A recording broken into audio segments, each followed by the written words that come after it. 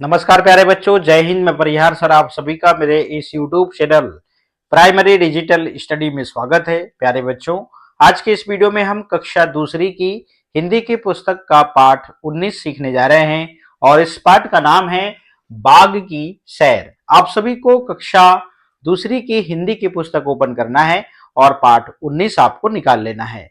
बिना देर किए हुए हम वीडियो की शुरुआत करते हैं और इस पाठ को हम पढ़ना प्रारंभ करते हैं। जैसा कि आप स्क्रीन पर देख रहे हैं, ये पाठ 19 है और इस पाठ का नाम है बाग की सैर। और इस पाठ में आप देख रहे हैं बाग से संबंधित एक कविता दी हुई है।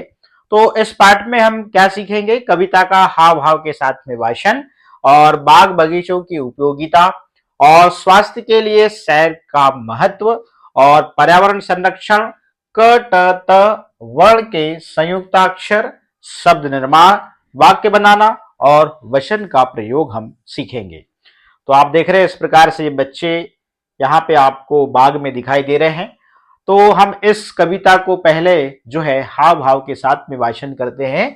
चलो बाग की सैर करेंगे, मन में नई उमंग भरेंगे, फूल खिले हैं देखो आओ, जामुन आम संतरे खाओ, मधुमक्खी का भी छत्ता है जिसमें हमें शहद मिलता है, भरा सरोवर निर्मल जल का, फूल रहा है परिवार कमल का, ठंडी हवा लुभाने वाली, जीवन तत्व बढ़ाने वाली, कितने लोग सैर को आते, खाने की चीजें भी लाए, लेकिन कूड़ा नहीं करें हम, सब बागों को साफ रखे हम, बड़ा सुहाना बना बगीचा, इसे रोज माली ने सींचा। इस प्रकार से एक छोटी सी कविता है। अब हम इनकी लाइनों को पढ़ते हैं और समझते हैं। चलो बाग की सैर करेंगे, मन में नई उमंग भरेंगे। जब भी हम किसी गार्डन या किसी बगीचे या किसी बाग में जब हम जाते हैं तो निश्चित रूप से हमारे मन में एक नई उमंग और एक नया उत्साह रहता है। और जब हम किसी बाग की सैर करते हैं तो निश्चित रूप से हमारे मन में एक नई उमंग भरती है। फूल खिलते हैं देखो आओ, जामुन आम संतरे खाओ। और जो बगीचा होता है उसमें हम जो फलों के जो पेड़ रहते हैं उनसे हमें जो है फल मिलते हैं, हमको फल देखने मिलते हैं और फलों को हम खाते भी हैं। अब यहाँ पे देखिएगा, मधुमक्खी का भी छत्ता है जिसमें हमें शहद मिलता है। और बाग में मधुमक्खी का छत्ता भी है जिससे हमें क्या मिलता है? शहद मिलता है। भरा सरोवर, सरोवर मतलब तालाब, भरा सरोवर निर्मल जल का, निर्मल मतलब साफ, फूल रहा है परिवार कमल का। और हम देखते हैं तालाब में कमल के जो पौधे होते हैं, जली पौधे होते हैं, पूरे तालाब भर बिखर जाते हैं और पूरे तालाब भर हमें कमल के फूल ही दिखाई देते हैं। तो इस लाइन का कहने का मतलब यही है कि भरा सरोवर मतलब तालाब क्या है? भरा हुआ है निर्मल जल का, कैसे? साफ पानी से। और फूल रहा है परिवार कमल का, तो निश्चित रूप से तालाब भरा है और पानी बिल्कुल साफ है। तो वहां पर कमल का जो परिवार है वो क्या कर रहा है? खिल रहा है, ठीक है ना, फूल रहा है। ठंडी हवा लुभाने वाली, जीवन तत्व बढ़ाने वाली। और जो ठंडी ठंडी हवा जो हमें महसूस होती है किसके? सरोवर के पास में और बाग में, वो हमारे जीवन तत्व को, हमारे जीवन को बढ़ाने वाली हवा होती है। कितने लोग सैर को आए, खाने की चीजें भी लाए। और लोग सैर करने जाते हैं तो बहुत सारी चीजें खाने की लाते हैं, लेकिन कूड़ा नहीं करें हम। तो हमको जो है वहां पे कचरा नहीं फैलाना चाहिए, कूड़ा नहीं करना चाहिए, सब बागों को साफ रखें हम। और हमको सबको जो है बाग को कैसे रखना चाहिए? साफ रखना चाहिए। बाग मतलब बगीचे को, और साफ सुथरा रखना चाहिए। बड़ा सुहाना बना बगीचा, और सब इन चीजों से जो बगीचा है बहुत ही सुहाना लग रहा है। और इस बगीचे में रोज जो है माली क्या सींचता है? पानी सींचता है, ठीक है ना। इस प्रकार से इस कविता का अर्थ है। अब हम एक बार और जो है आप सभी को गा के बताते हैं और ऐसे ही आपको गाना है। देखिएगा, चलो बाग की सैर करेंगे, मन में नई उमंग भरेंगे, फूल खिले हैं देखो आओ, जामुन आम संतरे खाओ, मधुमक्खी का भी छत्ता है, जिसमें हमें शहद मिलता है। भरा सरोवर निर्मल जल का, फूल रहा है परिवार कमल का। ठंडी हवा लुभाने वाली, जीवन तत्व बढ़ाने वाली। कितने लोग सैर को आए, खाने की चीजें भी लाए। लेकिन कूड़ा नहीं करे हम, सब बागों को साफ रखे हम। बड़ा सुहाना बना बगीचा, इसे रोज माली ने सींचा। इस प्रकार से छोटी सी कविता है और इस कविता को लिखा है माया वर्मा जी ने। अब हम चलते हैं अभ्यास में और इस कविता में हमने कुछ शब्द देखा, जैसे उमंग मतलब उत्साह या ललक, निर्मल मतलब स्वच्छ मतलब साफ, तत्व का मतलब सार या वस्तु, सरोवर का मतलब तालाब, लुभाना मतलब आकर्षित करना और सुहाना का मतलब अच्छा लगने वाला। इस प्रकार से शब्दार्थ के माध्यम से हमने इन शब्दों का अर्थ जाना। अब हम चलते हैं अभ्यास में। बाग की सैर क्यों करनी चाहिए? बाग की सैर इसलिए करना चाहिए क्योंकि वहां हमको एक नई उमंग मिलती है और हमको वहां पर फल भी खाने को मिलते हैं, है ना, और वहां हमें एक ठंडी हवा भी मिलती है। सरोवर में कैसा जल भरा है? निर्मल जल, ठीक है ना, निर्मल मतलब साफ। बाग बगीचे हमारे लिए क्यों उपयोगी हैं? बाग और बगीचे दोनों हमारे लिए उपयोगी हैं क्योंकि हमारा जीवन जो है इन्हीं से जुड़ा हुआ है और यहीं से हमको खाने पीने की चीजें, शांति और शुद्ध हवा हमें यहाँ पर मिलती है। अब इन प्रश्नों के उत्तर आपको लिखना होगा। कमल का परिवार कहाँ है? तो उत्तर लिखते हैं कमल का परिवार सरोवर में है, मतलब तालाब में। बगीचे में जाकर हमें कैसा लगता है? बगीचे में जाकर बड़ा सुहाना लगता है। अगला प्रश्न है हमें शहद कहाँ से मिलता है? हमें शहद मधुमक्खी के छत्ते से मिलता है। इस प्रकार से आप इन प्रश्नों के उत्तर लिखेंगे। आगे चलते हैं। माली क्या करता है? माली बगीचे में पानी सींचता है। अगला प्रश्न है सही वर्ण चुनकर शब्द पूरा कीजिए। आप देख रहे हैं यहाँ पे, अब यहाँ पे इस फल के अंदर यहाँ पर वर्ण लिखे हुए हैं, इन वर्णों को चुनकर हमको यहाँ पर शब्द पूरा करना है। जैसे यहाँ पर संतरे, तो ये हो जाएगा संतरे। ये उमंग, उमंग, निर्मल, इसे हम पढ़ेंगे निर्मल और इसे पढ़ेंगे तत्व। तो यहाँ पे व, म के ऊपर रेफ, म के ऊपर अनुस्वार मतलब अंग की मात्रा और स के ऊपर भी अंग की मात्रा जिसे हम अनुस्वार भी कहते हैं। चलिएगा आगे चलते हैं। अगला प्रश्न है कविता की पंक्तियां पूरी कीजिए। मन में नई उमंग भरेंगे, जामुन आम संतरे खाओ और मधुमक्खी का भी छत्ता है, भरा सरोवर निर्मल जल का, जीवन तत्व बढ़ाने वाली। इस प्रकार से यहाँ पे उमंग, यहाँ पे संतरे, यहाँ पे मधुमक्खी, यहाँ पे निर्मल और यहाँ पे तत्व शब्द आप लिख देंगे। चलिएगा कविता के आधार पर जोड़ी बनाइए।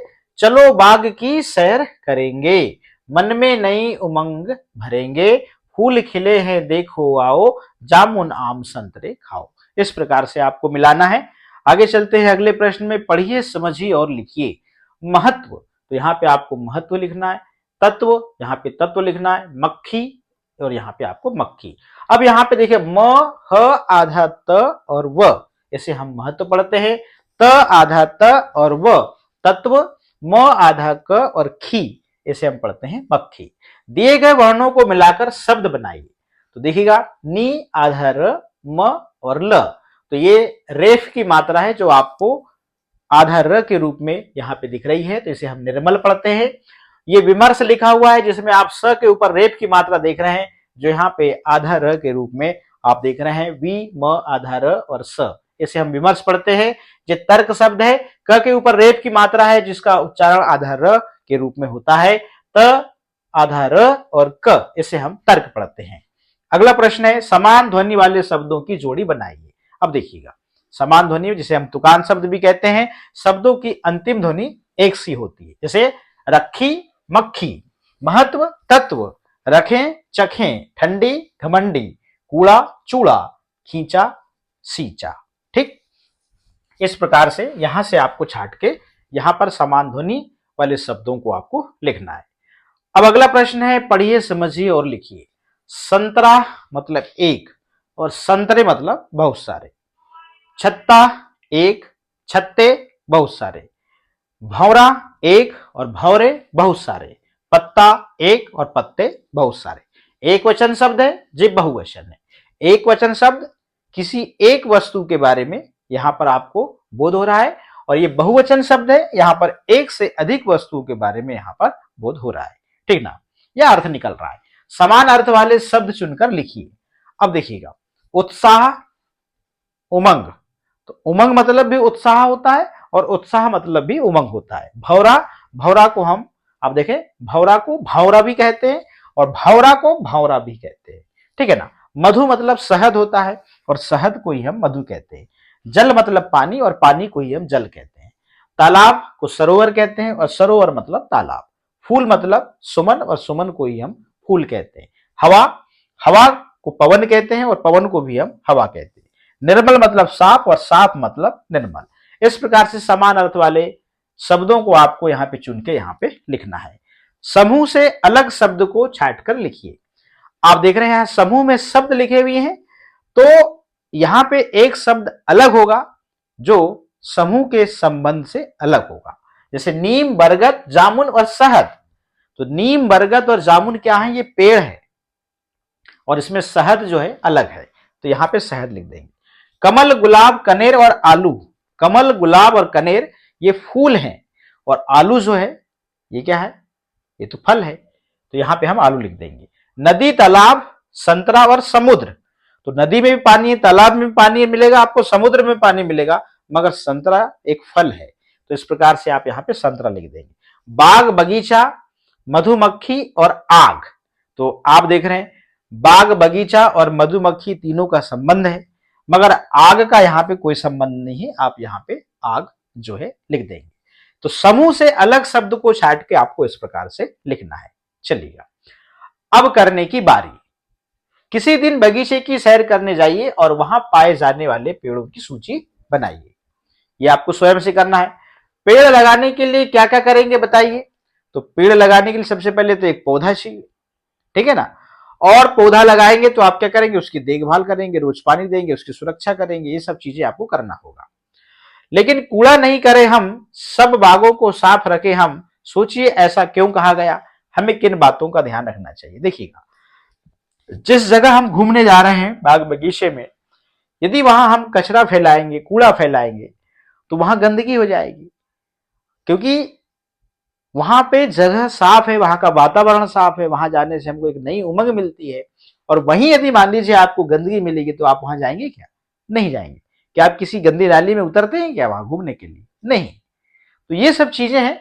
यदि बाग बगीचे यदि साफ रहेंगे, स्वच्छ रहेंगे, इसलिए यहाँ पे कहा गया कि लेकिन कूड़ा नहीं करें हम, सब बागों को साफ करें। तो साफ सफाई करने की जिम्मेदारी वहां के कर्मचारियों की नहीं है, सार्वजनिक स्थलों की साफ सफाई करने की जिम्मेदारी भारत के प्रत्येक नागरिक की है और सबको साफ सफाई रखना चाहिए। सोचिए ऐसा क्यों कहा गया, तो यही कारण है। यदि साफ रहेगा तो कोई जरूरी नहीं है कि वहां का ट्रस्ट या वहां का जो माली है वही साफ करे। हम भी अपने जो हमारे कर्तव्य हैं, जो हमारा धर्म बनता है, या जो हम वहां कुछ ले जा रहे हैं खाने पीने की चीजें, तो जो वेस्ट मटेरियल होता है उसको हम डस्टबिन में डालें, ऐसे फैलाए नहीं। तो मुझे घर तक पहुंचाएं, ये है, इसको हमको घर तक पहुंचाना है। चलिए कोशिश करते हैं पहुंचाने की। चलो भाई, ये भटक गया है, इसको हमको घर तक पहुंचाना है। अब कैसे पहुंचेगा इसको अपनों को सोचना है। चलिएगा, यहां से शुरू करते हैं। सबसे पहले तो ये आ गए हम इधर, फिर यहां से हम कहाँ आएंगे? इधर आ गए, और ये आ गए इस प्रकार से, फिर यहां से इधर आए, ये आए, ये आए, और ये घर में पहुंचा दिए हमने। तो आप भी अपने तरीके से आप पहुंचा सकते हैं। तो प्यारे बच्चों, इस प्रकार से हमने कक्षा दूसरी की हिंदी की पुस्तक का पाठ 19 जो है इसको कंप्लीट कर लिया है। आज के इस वीडियो में इतना ही, फिर मिलेंगे हम न्यू वीडियो में न्यू चैप्टर के साथ में। आप सभी का बहुत बहुत धन्यवाद।